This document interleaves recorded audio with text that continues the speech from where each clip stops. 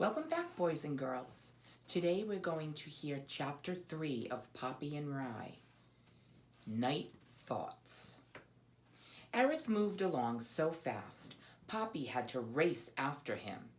Her cries of, "Hey, slow down, wait for me," were of no avail. Only when they reached the deepest part of Dimwood Forest did Aerith finally pause.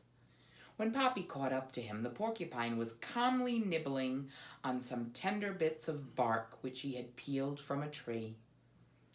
It was a dusky place. The high trees kept the light out, but not the heat. The air felt as thick as syrup and bore a smell of skunkweed and rotting mushrooms. "What is this spot?" a panting Poppy asked, throwing herself down on the ground to rest.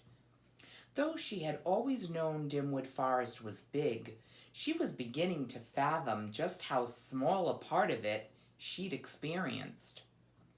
"The forest," Aerith replied smugly. "Amazing," Poppy said, staring around. "Now look here," Aerith said. "Where was it that you said we were going?" Poppy, still breathing hard from her exertion, said, "It's called the Brook." "Oh, foxflip," the porcupine growled. "There must be a million brooks in this forest. Are you saying that's the only name you have?" "Aerith," Poppy said, "all Ragweed told me was it was west of the forest." "Stinky roach toes," Aerith muttered. "According to that, it could be anywhere." "No, it can't," Poppy pointed out. "It's not east or north or even south. It's west." She looked toward the sky. Though the sun was hidden behind heavy foliage, it was still possible to find its place in the sky. "Since it's afternoon," she said, "west must be that way." "Fine," Aerith conceded. "But how are we supposed to know which brook it is?" "Aerith," Poppy said, "we don't need to have all the answers, do we? Can't we just keep moving? We've got all the time we need." "The faster we get there, the faster we get back," Aerith returned. Poppy got up and started off, this time taking the lead. Aerith, muttering, "Ragweed," under his breath, followed. The two friends traveled side by side, moving in a steady westerly direction. Speaking little, they did not stop until darkness came. They had not come upon one brook. "I think we better find a place for night," Poppy said. She was quite worn out. "When I travel, I stay in trees," Aerith informed her. "That's fine with me," Poppy assured him. "Pick out one you'd like." "Can't be any tree, you know. Has to be comfortable." "Fine." "Right height." "Good." "And smell right." "Choose one, Aerith," Poppy cried. Constantly grumbling, Aerith lumbered about the forest floor, examining every tree he passed. Poppy followed, pausing now and again to nibble seeds when she found them. It made little difference to her where she slept. As long as she was with Aerith, she was safe. Nobody wanted to mess with him or his quills. The porcupine finally settled on a fat tamarack pine tree. Its branches were thick.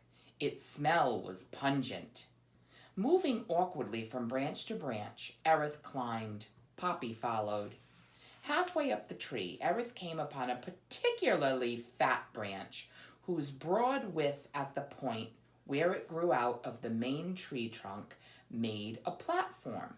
"I suppose this'll do," he said, and settled down. "Mind if I snuggle in?" Poppy asked. "Snuggle?" Aerith mocked.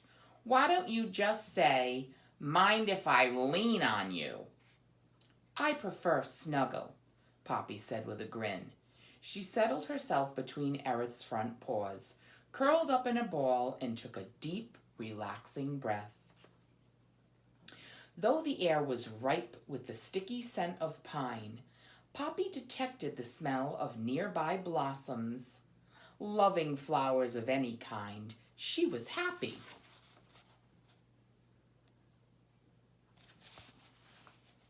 The night was full of noises, too.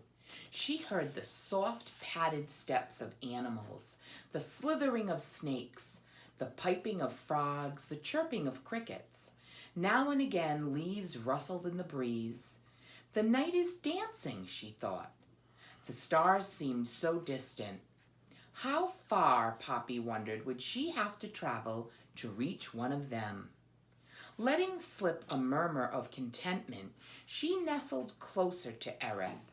She was perfectly aware he was not the easiest of companions, but she loved him for the good, blunt friend he was.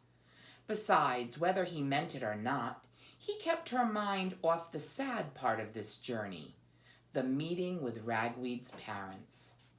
So far, the trip was exactly what she had wanted. She could already sense her grief easing. She was convinced that once she saw Ragweed's parents and delivered her doleful news and his earring, she would be able to return home and get on with her life. The thoughts soothed her.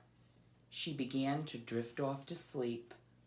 Erith broke the silence. "Poppy," he growled, "when you tell Ragweed's parents what happened to him, I won't be around." "Oh, why?" Poppy said with a yawn. "Because it's just family fripple, that's why. I hate all that garbage." "Erith, you can do what you want." "I do," Erith said. "Always." "Fine." Poppy yawned again and closed her eyes. Then Erith said, "It's all those stupid feelings. Porcupines get along without that bunk." "Not one feeling?"